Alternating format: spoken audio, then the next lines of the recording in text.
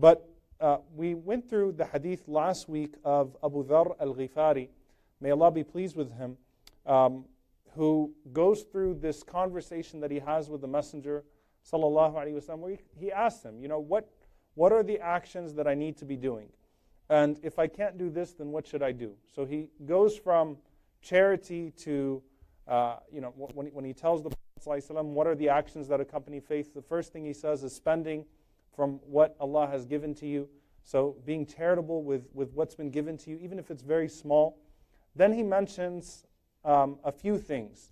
So he mentions this idea of enjoining good and forbidding evil. He mentions this idea of helping someone who is skilled but doesn't have the capability, or someone who's in a position of authority to make changes but doesn't have the proper knowledge or the skill set. Employing the one or enabling the one who's in a position to do what you can't do.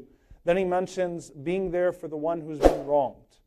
And at the end, the Prophet ﷺ finally mentions that if you can't do any of these things, then at the very least make sure that لِيُمْسِكَ أَذَاهُ عَنِ النَّاسِ, that your harm is not reaching anybody. If you have nothing good to offer, then make sure that you're not bringing bad.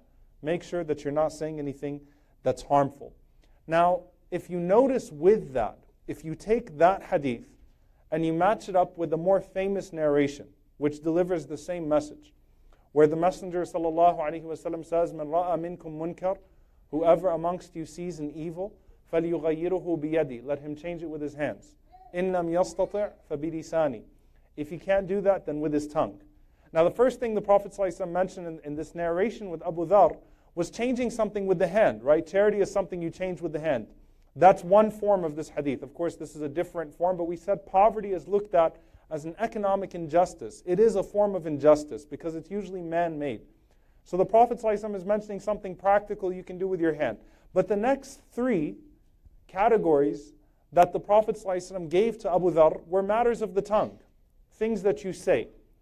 And if you can't do that, the Prophet ﷺ says, then you hate something in your heart. You can't change it with your hand, then you can't change it with your tongue, then at least you hate something in your heart, and that's the weakest of faith. Likewise, in the hadith, in the narration of Abu Dharr, the Prophet ﷺ tells him at the end, if you can't do anything good, restrain your harm. So it sort of follows that same pattern that the Messenger ﷺ mentions in the other hadith.